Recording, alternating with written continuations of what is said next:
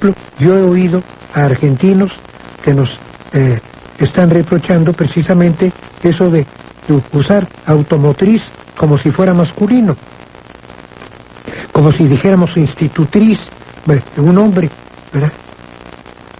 Pero en fin, en cuanto a causal y causa, hubo un tiempo en que la palabra causal era femenino precisamente de causa, ¿verdad? Pero eso ya se ha dejado. Basta decir, ha dejado de ser sinónimo. Por consiguiente, cuando se encuentra usada así, no es disparate, pero es preferible quedarse exclusivamente con la palabra causa.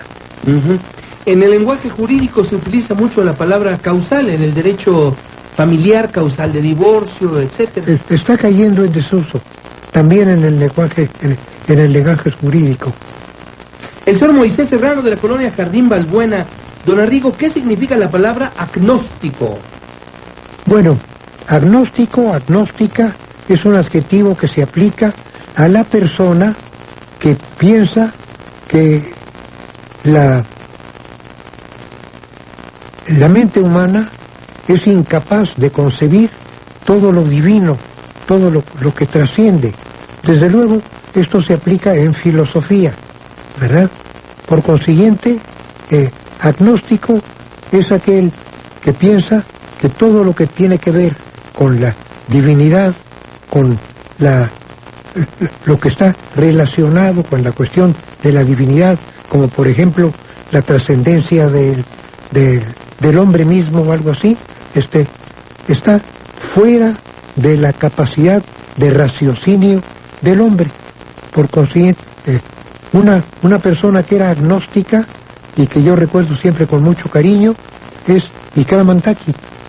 Ella presumía precisamente de decir: somos incapaces de concebir las cosas que están por encima de nuestro raciocinio. Por consiguiente, eso es lo que significa agnóstico. Es la única pregunta, ¿verdad? Sí. La señora María Briceño Figueroa, de la colonia Culhuacán. Don Arrigo, ¿qué quiere decir veranda? Y nos da el contexto. Y tal vez nos las cuentan porque ya no existen verandas rodeadas de bugambilias. Bueno, veranda es una palabra italiana. Veranda, si se usa en español, se está usando un italianismo, pero un italianismo pues, francamente copiado, es decir, adoptado de la palabra italiana, ¿verdad? En italiano, veranda viene siendo así como un balcón que tiene además un balaustre en el cual las estacas o algo así tienen forma de columna, ¿verdad? Se usa mucho. Y podríamos decir que podríamos sustituir la idea de veranda como un balcón balaustrado, con balaustras, ¿verdad? Es decir, además se usa mucho en México usar en los balcones, usar columnas en lugar de estacas, ¿verdad? Sí, son de hierro, e incluso hay quien le pone hasta maceteros y se ven muy bonitos esos balcones de ese hierro generalmente pintado de negro, con esas columnas muy garigoleadas en la parte superior. Yo recuerdo también balcones que son prácticamente hechos con columnas de mármol o algo así. Ah, también, es cierto, sí. Así que eso es un balcón balaustrado, eso es todo. Tenemos mensajes que nuestros amigos del auditorio envían a Don Arrigo a través del 51515 y voy a comentar 4 de ellos. Es veniste o viniste, y es licua con acento gráfico en la U o prosódico en la I. Gracias, Elena. Segunda pregunta: Al principio era el Verbo, y el Verbo es Dios. Así, Jesús es Dios encarnado. Si todos lo entendiéramos, otra cosa sería el mundo. Atentamente, Mita.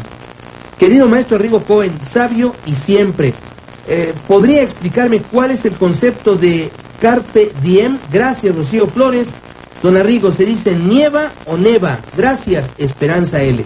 ¿Cuántos son? 4 preguntas Qué de barbaridad. diferentes remitentes a través del teléfono móvil. Bueno, entonces, en primer lugar, es veniste, no existe, ¿verdad? Es, el pretérito del verbo venir en segunda persona del singular es viniste con i, porque se conjuga el paradigma es yo vine, tú viniste, él vino, nosotros vinimos, vosotros vinisteis, ellos vinieron. En cuanto a veniste, no hay ningún paradigma del verbo venir en donde aparezca veniste, ¿verdad? Porque, por ejemplo, el presente es vengo, ¿verdad? Vienes, en fin. Ahora, en cuanto a la otra... Licuar, licua o licúa. ¿Dónde anda ese? Ese no lo... Arriba, esa es la primera pregunta también. Y es licua con acento gráfico en la U, o prosódico en la... ya ahora está haciéndose con acento gráfico en la U, ¿verdad? Y ya es una de las que se salieron de la regla. Por consiguiente, ahora ya está aceptado licúa, ¿verdad? Yo siempre he dicho que lo correcto es licua, y sigo terco en ese sentido, porque pero ya la academia acepta que sea el licúa. Ahora, en cuanto al principio era el verbo, y el verbo es Dios, así Jesús es Dios encarnado. Sí, todo lo entendiéramos, otra cosa sería el mundo así. Pues sí, efectivamente, cuando María da su fiat, o sea, hágase, al decir hágase, se refiere hágase en mí según tu palabra, que le dice al arcángel Gabriel. Y en ese momento precisamente, dice la Biblia, dice, el verbo se hizo carne, por consiguiente es el verbo encarnado, ¿verdad? Es cuando precisamente nace, se concibe a Jesucristo, que nace después el día 20, la noche del 24 al 25 de diciembre. Entonces, ese fiat es el momento precisamente de la encarnación. Bueno, entonces estamos absolutamente de acuerdo en ese sentido. Y muchas gracias por... todavía... y que si se dice nieva o neva, pues es lógico. ¿Cómo dice usted? ¿Cayó mucha nieve o mucha nieve? Como nieve es el sustantivo modelo del verbo nevar, por consiguiente es nieva. El señor Julio Manuel Jiménez Hernández de Real de Tultepec, en el Estado de México, pues siguen las palabras relacionadas con el italiano. ¿Qué significa Caravaggio? Bueno, Caravaggio es una ciudad de la provincia toscana, de cuya capital es desde luego Florencia, ¿verdad? En donde nacieron 2 famosos pintores, el segundo de los cuales fue famosísimo. Por consiguiente, una pintura, cuando uno dice es un Caravaggio, se refiere a que esa pintura está pintada por ese pintor que tomó como digamos como nombre de artístico el nombre de su tierra, ¿verdad? Yo no me acuerdo cómo se llamaba originalmente. Hace como un par de sábados, ¿verdad? Traía yo todo el dato completo tanto con los nombres de uno y del otro, pero yo no recuerdo. Pero eso significa, Caravaggio es el nombre de un lugar, de una ciudad de la Toscana, en donde nacieron dos pintores, el segundo de los cuales fue muy famoso, ¿verdad? Y desde luego, al decir un Caravaggio, significa una pintura hecha por ese... ¿Cómo dice? Ya tenemos aquí el dato, gracias a Jorge Cervantes. Michelangelo Merisi da Caravaggio. Caravaggio nació el 29 de septiembre de 1571 y murió el 18 de julio de 1610, pintor italiano. Es uno de los exponentes más destacados de la escuela naturalista que surgió en Italia como oposición a la corriente manierista triunfante durante el siglo XVI. Antes que él nació otro que desde luego no fue Merisi, sí fue otro, pero ese como fue opacado por segundo Caravaggio, es por lo que ya no se hace cargo de él. Así que es perfecto. Michelangelo Merisi da Caravaggio. Michelangelo Merisi Caravaggio, da Caravaggio. Da Caravaggio. El señor Milton Mendoza de la colonia El Potrero, 3 preguntas, don Arrigo. ¿Qué significa alcahuete, diatónico y molcajete? Mire, yo le suplico que no haga esas preguntas tan escuetas, tan, como quien dice, queriendo, como tratando de ver, de aprovechar que yo contesto 2 o 3 solamente. Mire, teme sobre todo los contextos, porque la palabra alcahuete tiene varias acepciones. Por consiguiente, tendríamos que ver en qué. Por ejemplo, yo digo muchas veces que para mí la televisión fue muy alcahueta. Quiere decir que para mí el tiempo que estuve en televisión me dio cierta fama, ¿verdad? Gracias precisamente al conductor, a Jorge... A Saldaña. A Saldaña, exactamente. Por consiguiente, ahí el alcahuete era él, pero en fin, yo se lo agradezco mucho, porque es el que me dio más fama. Ahora, en cuanto a diatónico, pues es un término musical. Se opone precisamente a otro tipo, atonal y a lo que procede por semitonos. Diatónica es una escala que, le voy a poner un ejemplo.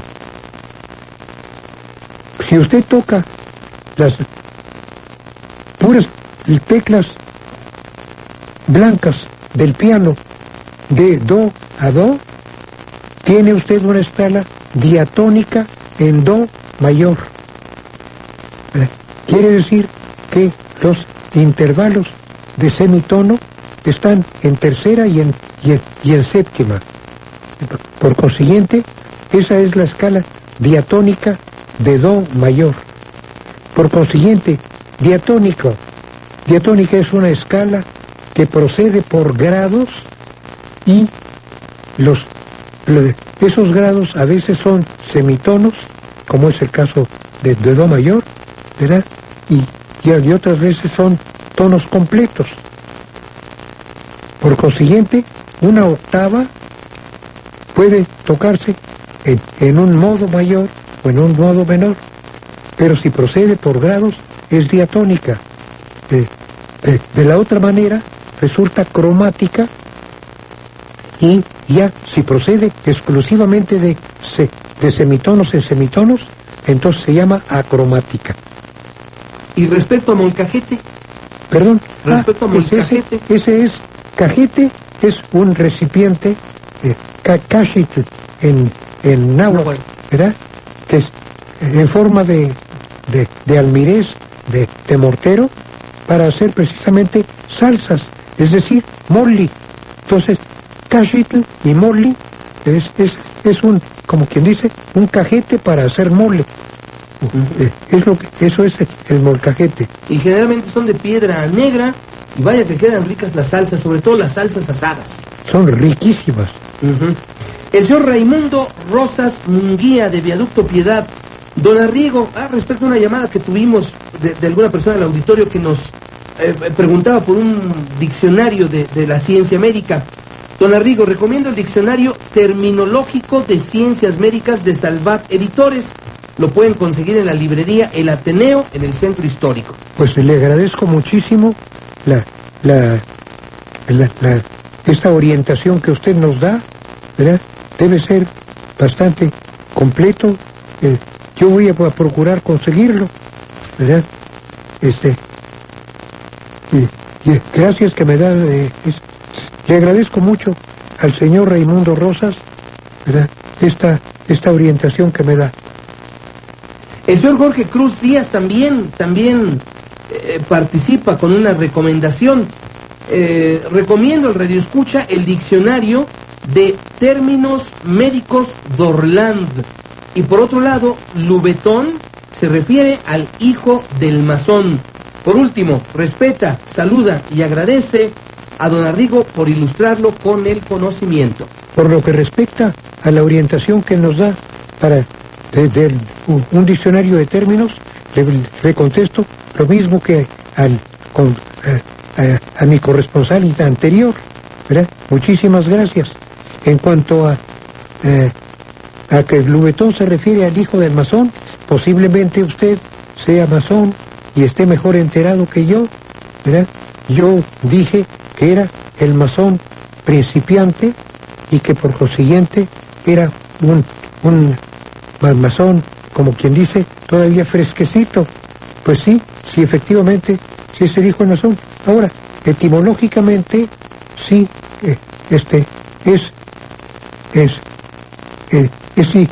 un hijo de lobo, el Lubetón, como quien dice, lobezno.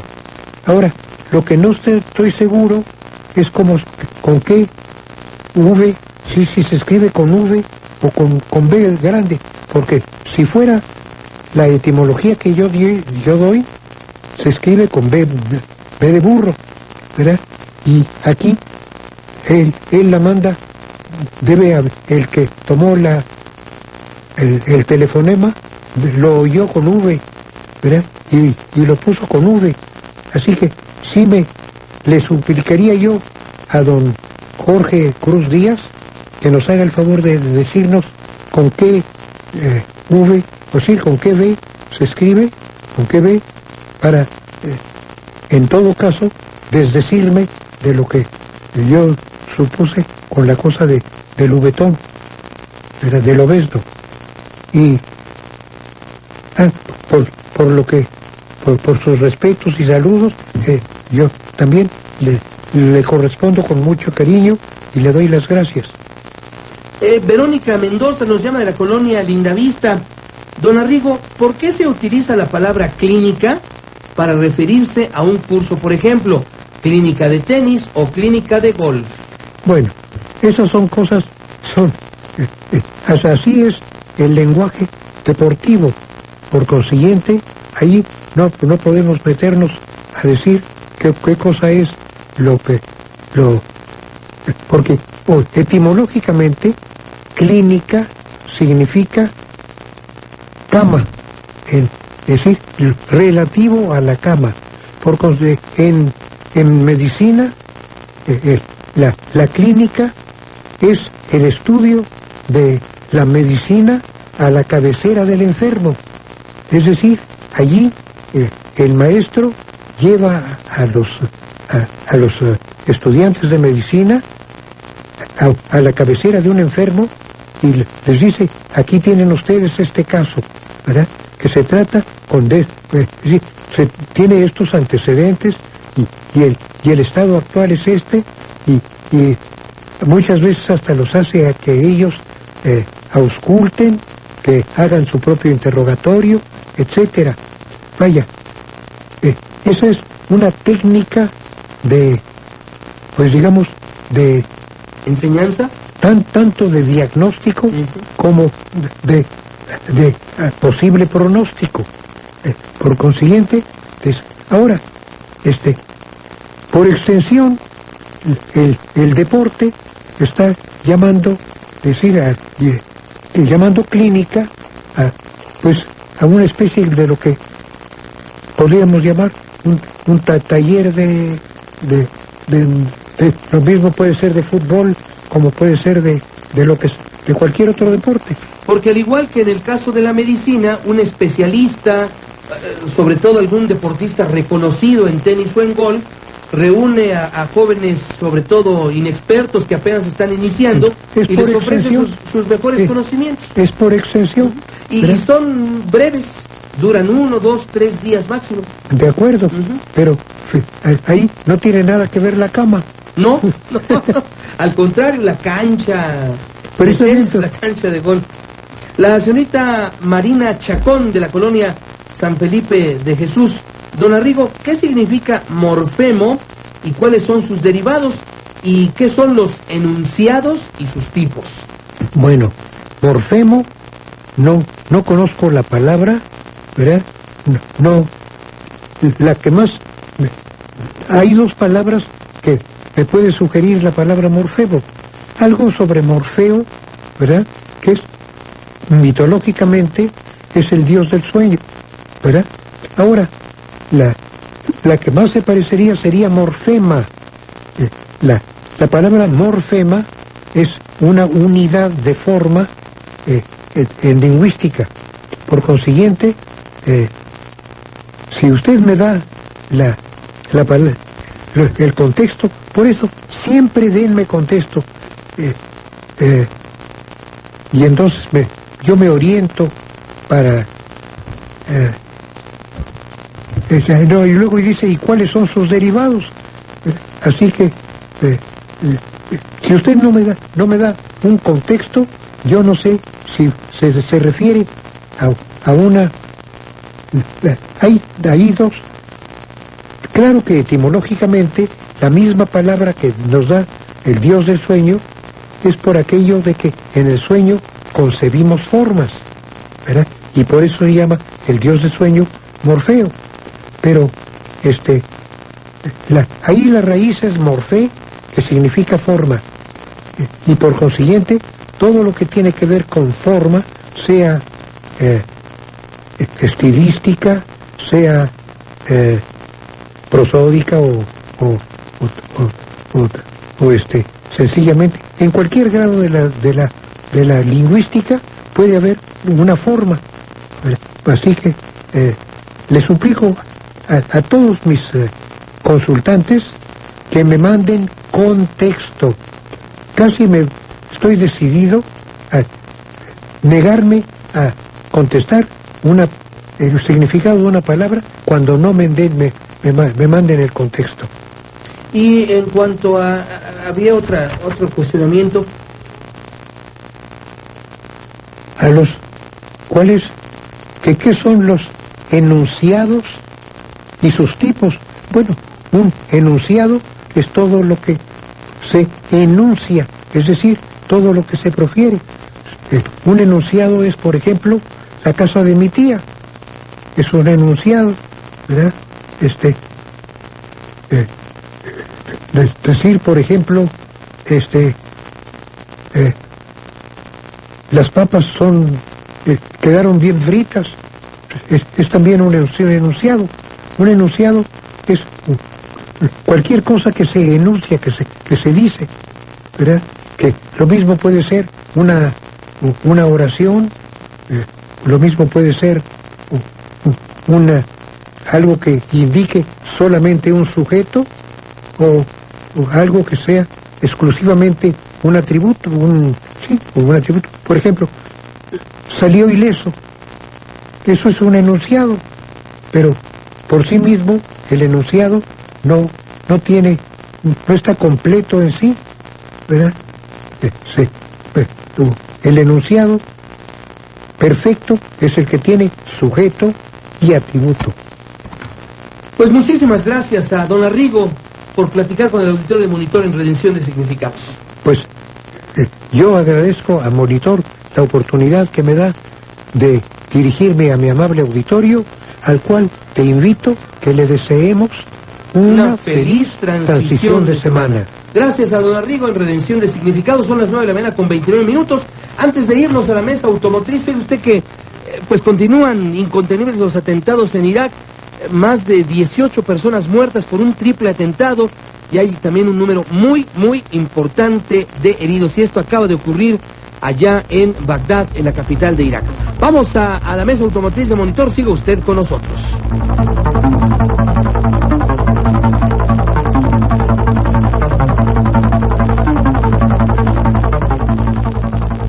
Monitor. Desde la capital de México, escucha usted XE Info, Radio Monitor, en 1560 kHz, con 50.000 watts de potencia, y en todo el mundo, en audio digital, vía internet. Radio Monitor, una emisora de Grupo Monitor, comprometidos con la verdad.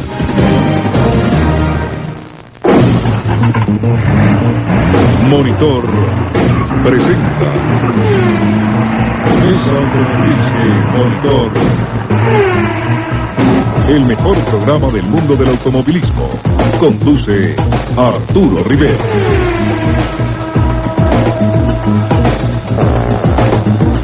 Hola, ¿qué tal? ¿Cómo les va? Muy buenos días. Es un gusto, un placer saludarlos como todos los sábados aquí en su programa Mesa Automotriz de Monitor, en el 1560 y en el 1320 de AM. Y bueno, pues ya les tendremos muchas sorpresas, realmente muchas sorpresas, así es que no dejen de sintonizarnos, no dejen de vernos en el canal 52MX con el señor José Gutiérrez Vivó, que es el titular de los noticieros. Así es que bueno, pues aquí estamos muy contentos para platicar con ustedes acerca de toda la información automotriz que se va generando semana a semana, y como ustedes lo saben, también las mejores entrevistas. Eric, buenos días. ¿Qué tal, Arturo? Buenos días, amigos, ¿cómo están? Es un gusto estar como todos los sábados aquí con ustedes, nuevamente con toda la información automotriz. Ahora estamos estrenando mes y sexenio y todo a partir de ayer. Claro, y se presenta, como tú sabes, uno de los mejores eventos en México, que es el Salón Internacional del Automóvil, un salón en el que, bueno, pues veremos muchas sorpresas, muchos lanzamientos, algunos de ellos reservados especialmente para este evento. Así es que bueno, pues yo creo que va a ser uno de los mejores eventos que tengamos en la cuestión automotriz. Sí, de hecho tuvimos alguna plática esta semana con los organizadores. Los días de prensa van a ser jueves y viernes, así es que el próximo sábado vamos a tenerles toda la información de los modelos que se presentaron. Tenemos ya noticia de algunos de los que van a estar ahí, algunos otros están reservando las sorpresas, pero bueno, el próximo sábado con mucho gusto les vamos a dar puntual cuenta de todo lo que se presentó en el CIAM de este año. Así es, 5595-1560 nuestro multilínea, y recuerden nuestros mensajes de texto, que es Monitor, espacio 150 caracteres, nombre y teléfono. Es muy importante que lo pongan, porque tenemos, recuerde, muchas veces aquí obsequios, regalos, tenemos promociones. Entonces, bueno, ¿cómo es la manera de comunicarnos con ustedes? Simplemente que nos pongan nombre y teléfono dentro de estos 150 caracteres, y bueno, después nos los manden al 51515. Así es que bueno, dos vías de comunicación. Tenemos también nuestra página de internet www.monitor.com.mx. Y bueno, vamos a las noticias. Monitor. Dale a tu motor lo que desea. Pensoil, mucho más que aceite. Presenta Mesa Automotriz de Monitor.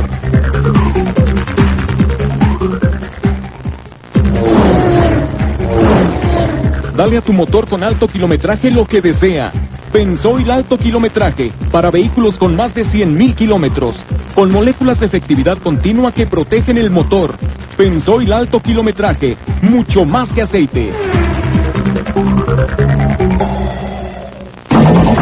Este es el resumen semanal de noticias de Mesa Automotriz de Monitor MBS.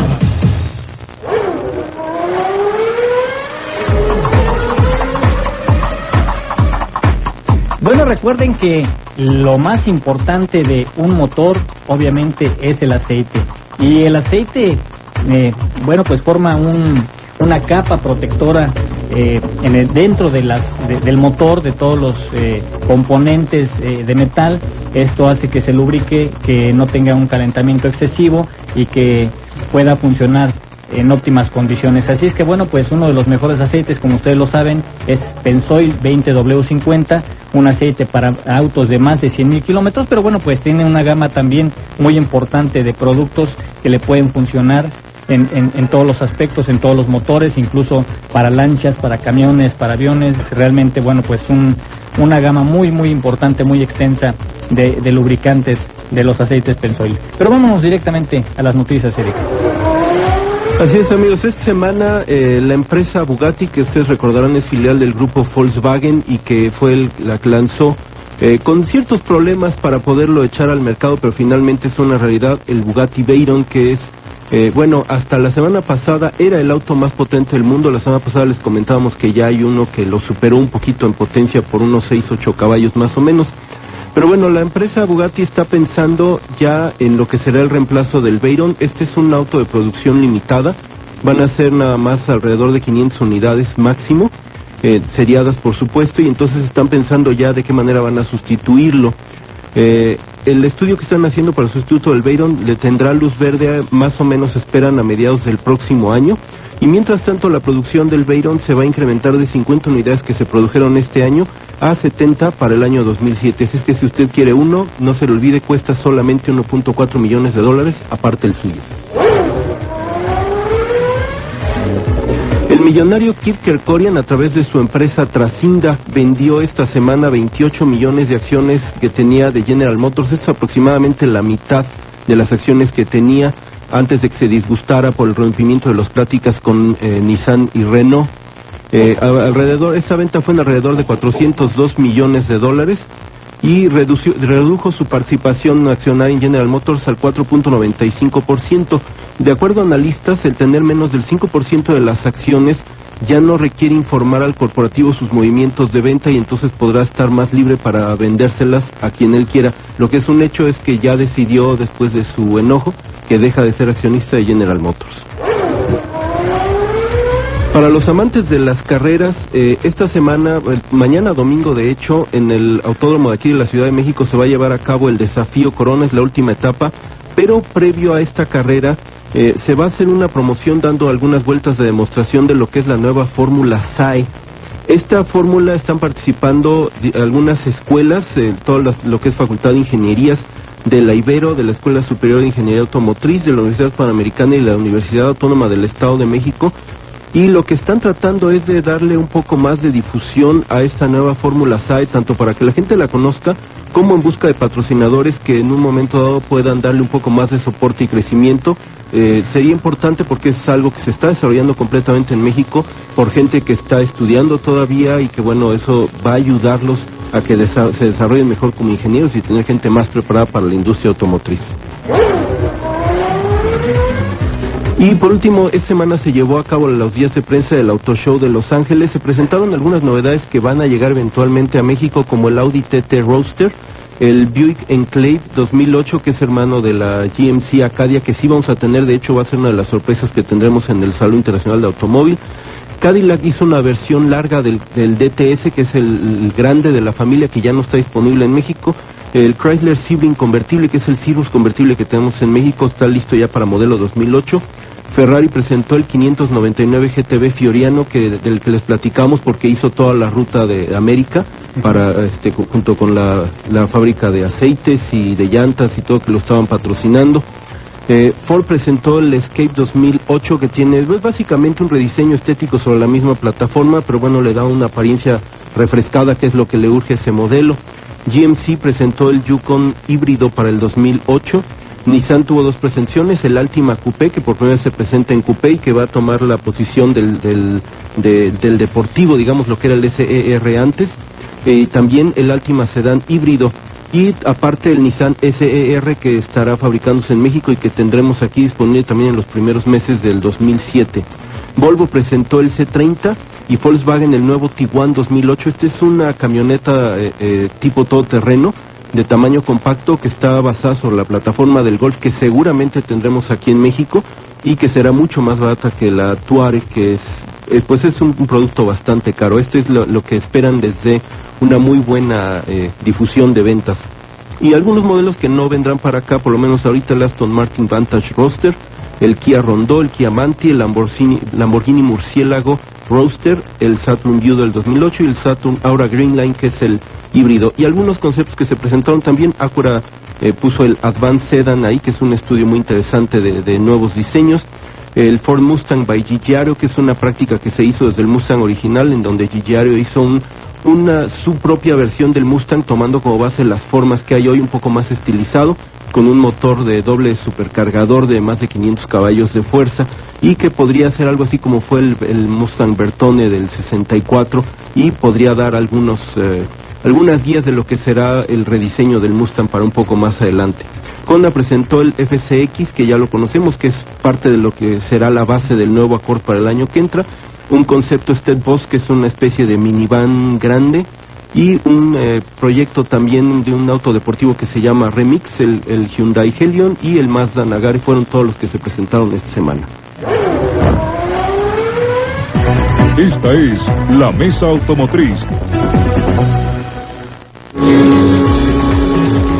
Bueno, como siempre, las mejores entrevistas las tenemos aquí en la Mesa Automotriz de Monitor, en el 1560 y el 1320 DM, y después, como les comento, con muchas sorpresas. Y tenemos en esta ocasión a Luis Alejandro Moreno Caro del Castillo, que es el director general de Continental Tire aquí en México. Bienvenido. Hola, ¿qué tal, Arturo? Buenos días, gracias por recibirme. Al contrario, Alejandro, bienvenido. Muchas gracias por por aceptarnos esta invitación. Bueno, hay muchas preguntas. Fíjate que nosotros aquí en una cuestión que manejamos de los automóviles, una pregunta muy frecuente es: ¿qué llantas le tengo que poner a mi vehículo? ¿Por qué le tengo que cambiar las llantas? ¿Qué tengo que hacer para que mis llantas duren? ¿Por qué comprar unas llantas nuevas y no comprar unas llantas usadas? Hay muchísimas preguntas del público, muchas de ellas las podemos responder obviamente nosotros, pero qué mejor que estés tú aquí y que nos expliques un poquito, principalmente, ¿qué es Continental Tire? ¿Cómo llega Continental aquí a México? ¿Y cuál ha sido el crecimiento de esta empresa? Y después, si quieres, nos metemos ya un poquito más en producto. Claro que sí, Arturo, por supuesto. Pues mira, sí, definitivamente Continental Tire de México llega al país en el año de 1998, cuando compra la compañía Hulera Euskadi y a General Tire de México, que eran una empresa que era parte de un grupo industrial y comercial muy importante del país, y realmente es cuando de manera oficial Continental llega al país. Entonces, a pesar de ser una marca que tiene más de 100 y pico de años en el mercado en Europa, somos muy, muy jóvenes en México. O sea, esta llantera nace cuando nacen precisamente también las bicicletas, ¿no? Me comentaban también algunas personas que, después vino este desarrollo de los automóviles y ya se integran directamente a los automóviles. Así es que, es una garantía conocer que la marca que tú estás comprando tiene ese respaldo, ¿no? Sabemos que hay muchas llantas importadas que están llegando, coreanas y de otros países asiáticos principalmente, y que pues tal vez no cuentan con ese respaldo y esa garantía, ¿no? Así es, una cosa es el tiempo, otra cosa que yo comentaría como muy importante es el gasto en investigación y desarrollo que las grandes llanteras hacemos en el mundo. Entonces esto obviamente que les proporciona una garantía de seguridad a las personas que usan las llantas, ¿no? Tú vendes en los 5 continentes, ¿no? Así es, así es. Tenemos una presencia muy, muy importante, somos una empresa europea de origen alemán, y tenemos una presencia muy, muy importante en Europa, que es nuestro punto de lanzamiento hacia el mundo. Tenemos ya también una presencia muy importante, obviamente en México, primero a través de Euskadi y de General Tire, después con Continental. En Estados Unidos también General Tire es una marca americana muy tradicional en el mercado americano también. Y tenemos una presencia importante también en el continente africano, pero en la parte sur, sobre todo. Y estamos iniciando realmente en Oriente, ¿no? Tenemos una fábrica muy importante que acabamos de comprar en Malasia y ha sido realmente nuestra puerta de entrada hacia el lejano Oriente. O sea, siguen en crecimiento. Así es, sí, definitivamente.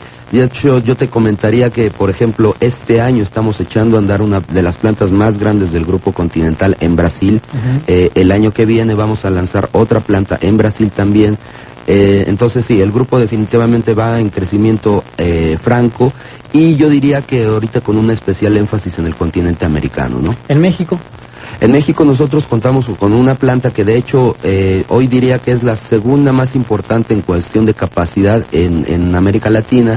Está ubicada en el estado de San Luis Potosí y es una planta que cuenta con la última tecnología a nivel mundial de fabricación. Sí, porque hace algunos años yo recuerdo muy bien, tan solo se quedó 1 o 2 fábricas de llantas, tuvieron que cerrar todas precisamente por los costos. Era más barato importar las llantas que fabricarlas en nuestro país. Y bueno, pues ahora parece que se revierte esa situación, no llegan más inversiones, parece que también otras llanteras están fijándose más en el mercado interno, y también incluso para poder exportar este tipo de neumáticos, ¿no? Fue una situación muy difícil porque México pasó de ser un mercado completamente cerrado y protegido a pasar a una economía de tipo global, ¿no? En ese inter muchas empresas de fabricantes de llantas y así también como muchos distribuidores de llantas empezaron a tener muchos problemas por el hecho de no estar preparados a enfrentar las nuevas realidades del mercado, ¿no? Hoy por hoy te diría que nuestra planta en San Luis Potosí es una de las plantas, es una planta muy sana. La fabricación desafortunadamente de llantas en México se ha visto reducida a 2 o 3 marcas nada más, ¿no? Claro. Esto es sí, todavía por influencia del famoso contrato ley que había con todos los trabajadores del sector hulero. Sí, bueno, definitivamente el contrato ley no es una cosa fácil de trabajar. Yo diría que, y viéndolo un poquito más amplio el tema, definitivamente nosotros tenemos una alta expectativa de lo que va a ser este nuevo gobierno en cuestión de cabildeo para las reformas estructurales en materia laboral que el país necesita, ¿no? Yo creo que primero tenemos que hablar de esas reformas estructurales y después empezar a aterrizar ya a cada industria en general. La industria llantera definitivamente necesita ayuda, necesita aire, porque se trabaja con márgenes muy reducidos, ¿no? Claro. Ahora, tú me hablas de tres productos que manejas. Manejas Euskadi, manejas General Tire y manejas Continental. La cabeza obviamente me puedo imaginar que es Continental. Y de ahí, bueno, tú desprendes otras dos marcas, pero abarcas en este contexto para todos los vehículos. Así es. Sí, mira, el espectro de mercado que nosotros tenemos, yo creo que ninguna otra empresa llantera la tiene en México. Nosotros, obviamente, nuestra marca premium para el segmento de high performance, esto quiere decir altas velocidades, series de rines muy bajas para autos más bien de lujo, autos muy nuevos. Eso se maneja con llanta Continental. En el segmento medio y como una marca muy reconocida en el reemplazo tenemos a Euskadi. Hoy por hoy te diría que todavía en el grupo Continental el 50% de nuestras ventas se hacen vía marca Euskadi. Y definitivamente también la marca General Tire muy enfocada en el segmento de camionetas, en el segmento también de reemplazo, que ahorita te voy a platicar un poquito de un lanzamiento que vamos a tener el año que viene muy importante en General Tire. Y no paramos ahí, tenemos más marcas. Nosotros manejamos 7 u 8 marcas adicionales que están dirigidas a segmentos muy específicos. Entonces realmente no somos solamente 3 marcas en México, sino somos 10, ¿no? Entonces con esto sí te puedo decir que tenemos una cobertura de espectro de mercado impresionante, ¿no? ¿Podrías mencionar algunas de esas marcas? Por ejemplo, tenemos una marca que se vende muchísimo, muchos amigos taxistas la van a conocer, la marca Varum.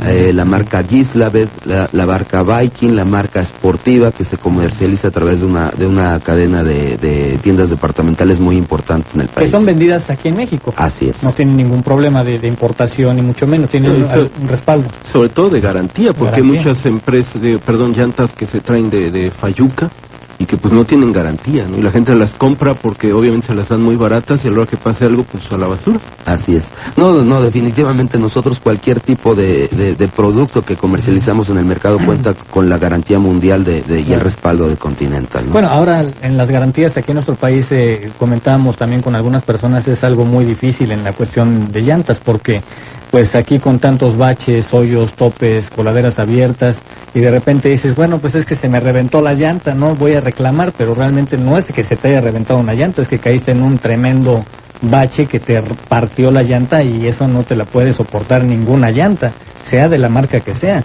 Entonces ese sí es un problema que existe aquí en nuestro país muy fuerte. O bueno, también vamos a la segunda parte porque hay una tercera parte todavía.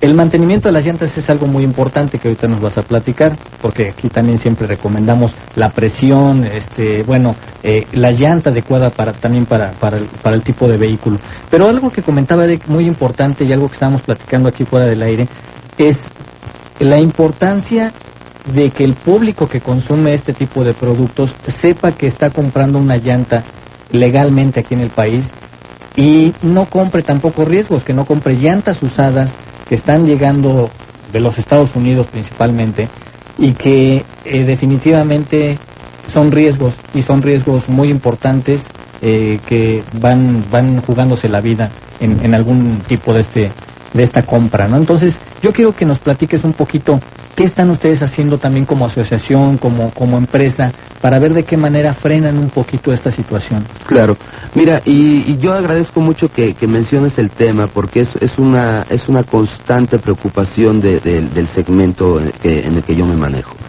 Como bien lo dices, el comprar una llanta no debería de ser tomado a la ligera. Uno puede tener el auto más sofisticado del planeta, con todos los sistemas de seguridad electrónicos, con sistemas casi que de rastreo, de radar, de condiciones de camino, lo que quieras. Al final del camino, el único punto de contacto del automóvil con el piso es la llanta. Así es. Entonces, la llanta en un momento dado puede ser la diferencia entre la seguridad y la no seguridad. Es por esto que no es lo mismo comprar un juguete chino o comprar una cosa así que no tiene nada que ver con aspectos de seguridad, pero yo creo que comprar una llanta nos lo deberíamos de pensar mucho. Eso por un lado. Por otro lado, yo creo que nos falta mucho a nivel país una conciencia de consumidor en cuanto a que muchas veces las importaciones se realizan de manera ilegal. Nosotros vemos un precio barato en el mercado y nos vamos nada más, la decisión de compra la tomamos nada más vía precio. No estamos tomando en cuenta el tema de que nosotros estamos dando trabajo a mexicanos, dando un trabajo digno, un trabajo bien pagado, un trabajo seguro, un trabajo de largo plazo, que muchas veces se ve en riesgo por esta invasión de producto barato que tenemos, ¿no? Y no solamente hablo del segmento en este momento de llantas, sino de muchos otros segmentos.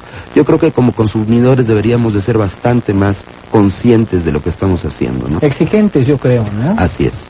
Exigentes. Así es. Sí, exigir realmente que el producto que compremos tenga...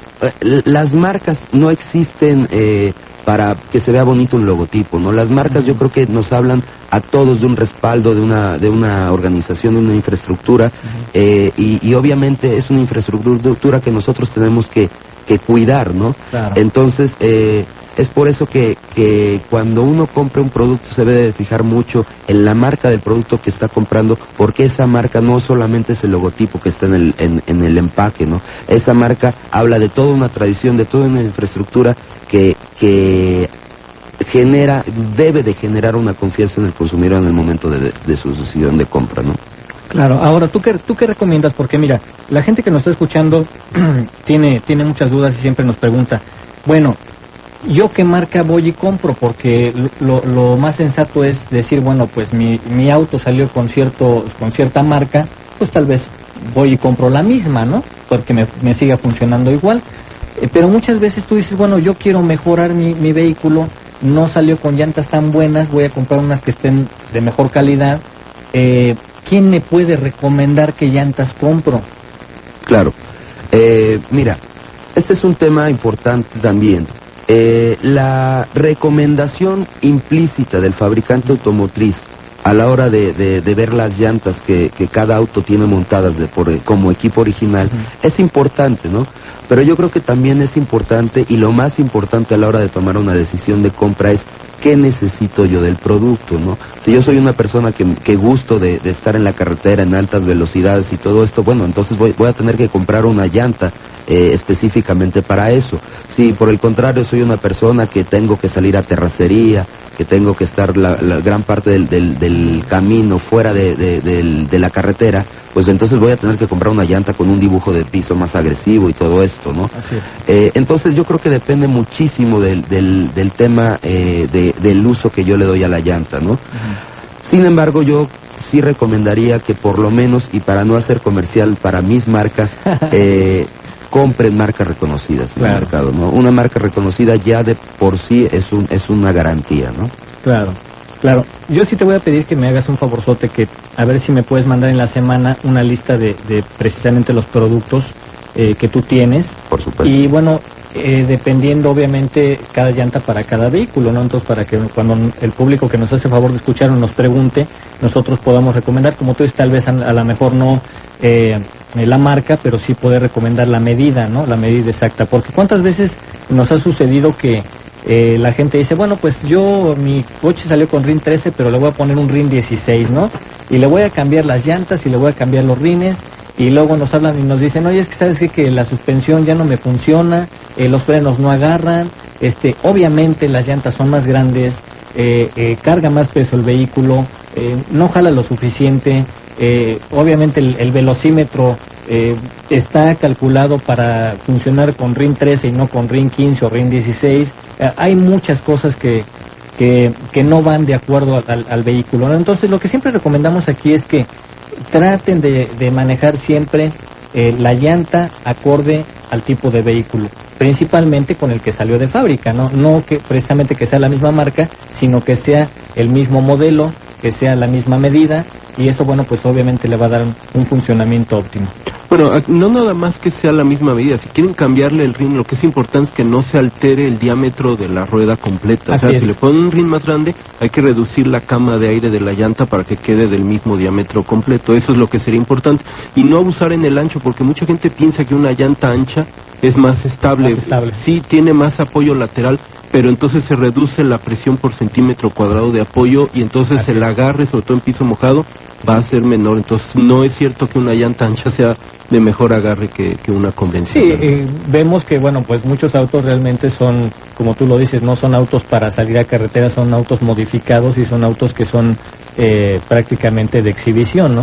Pero hay algunos vehículos, por ejemplo los deportivos, Eric, y lo hemos aquí comentado, como Porsche, como BMW, como Audi, que manejan una llanta de perfil muy bajo, una llanta ancha, una llanta de RIN 18, de RIN 19, de RIN 20 incluso, y bueno, que realmente son calculadas para ese tipo de vehículo. Cuando tú le quieres meter un RIN 18 a un Chevy, o se lo quieres meter a un Tsuru, pues obviamente cambias el funcionamiento total del vehículo. Entonces ahí está la recomendación directa para cada vehículo, una llanta para cada vehículo y para cada tipo de vehículo. Eso yo creo que es lo más importante. Pero bueno, entrando a ese tema, Alejandro, cuando la gente compra una llanta dice, bueno, pues yo ya la compré y ya las tengo las llantas nuevas, o salió el vehículo con sus llantas nuevas, pero no se le da mantenimiento, porque cuando tú llegas a la gasolinería te dicen, bueno, pues le checamos las llantas, sí, perfecto, sí, a 28, y entonces pues como la gente no sabe, dice, bueno, pues sí, póngamelas a 28, porque piensa que todas van a 28, delanteras, traseras, de auto chico, de auto grande, de auto mediano, del que sea. ¿Cuál es la recomendación para un buen mantenimiento de una llanta? Es importantísimo hacer este comentario y esta aclaración, porque es parte de la gran mayor parte de los problemas que tenemos, ¿no? El mantenimiento. No tenemos cultura de mantenimiento en México, y tenemos que crearla, y creo que este tipo de espacios es muy importante para que esto se pueda lograr, ¿no? Mira, yo te diría en primer lugar, checar las llantas en la gasolinería es una cosa muy peligrosa y muy complicada. Si tú tienes un calibrador de medición de aire y lo usas durante un año, ese calibrador pierde en un 35% vamos a decir, su exactitud, ¿no? Uh-huh. Obviamente, cuando el otro día, y haciendo un estudio de mercado en gasolinerías, les preguntamos a las personas que despachan cuánto tiempo tenían en promedio con sus calibradores de aire, y algunos de ellos llegaban a los 15 y 20 años, ¿no? Entonces ya te imaginarás el nivel de exactitud que tienen esos calibradores. La recomendación aquí, y es definitivamente otra vez hablando del uso que se le da, si yo cargo mucho el coche, si yo voy solo en mi auto, si yo corro, si salgo a carretera, si estoy en la ciudad y en el tráfico, en fin, el tipo de presión de aire, de inflado que cada uno tiene, debe de ser recomendado por expertos. Por ejemplo, yo les ofrezco la gran red de distribuidores que tenemos de Continental, Euskadi y General Tire, para que vayan ahí, chequen sus llantas, le pregunten al asesor cuál es la presión que ellos que ellos les recomiendan y explicándoles obviamente un poco cuál es su uso, ¿no? Eso por un lado. Por otro lado, y lo que es importantísimo estar haciendo con mucha regularidad, nosotros lo estamos recomendando casi cada 5,000 kilómetros, es alinear el coche, se cambie o no se cambie las llantas, se haya tenido un golpe en suspensión o no. Como bien lo decías hace un rato, en México el tema de los baches, de las condiciones de los caminos no ayuda mucho, y eso obviamente hace que si en un momento dado sentimos que le dimos un golpe a la suspensión un poco más fuerte, sería conveniente llevar el coche a una revisión de alineación, ¿no? Okay. Bueno, pues vamos a hacer un pequeño corte, vamos a un avance monitor y regresamos con más información automotriz. Porque cada hora el mundo cambia.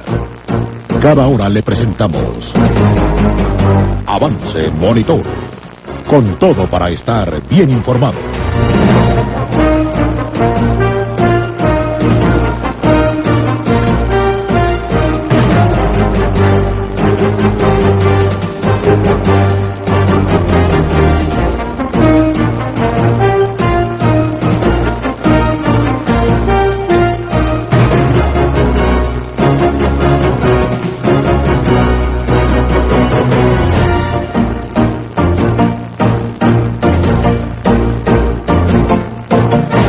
Las 10 de la mañana en punto.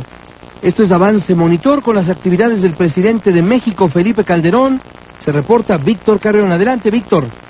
José Luis, un saludo para ti, todo nuestro auditorio. Hace unos instantes, al sostener el primer encuentro con las Fuerzas Armadas, el presidente Felipe Calderón anunció que habrá de enviar ya en el presupuesto del 2007 un incremento salarial para todas las Fuerzas Armadas. Dijo que también este mejoramiento se reflejará en las prestaciones e incluso habló de programas muy específicos de vivienda. El día de ayer, nuestros soldados y marinos cumplen con el deber de servir a la patria a pesar de las difíciles condiciones que tienen para sacar adelante a sus familias. Que con el ingreso que reciben es difícil proporcionarle a los suyos una vida digna y aún así cumplen con su deber con patriotismo. El presidente Calderón explicó que los integrantes de las Fuerzas Armadas estarán exentos del programa de austeridad que anunció y también, por supuesto, de la iniciativa de ley que contempla que el Congreso regule los salarios de los altos funcionarios. El presidente Calderón se encuentra aquí en el Colegio Militar y en unos minutos más habrá de concluir este desayuno con los integrantes del Ejército, la Fuerza Aérea y la Armada. José Luis, amigos de Monitor, el reporte que tengo. Muchas gracias, Víctor. Estaremos atentos.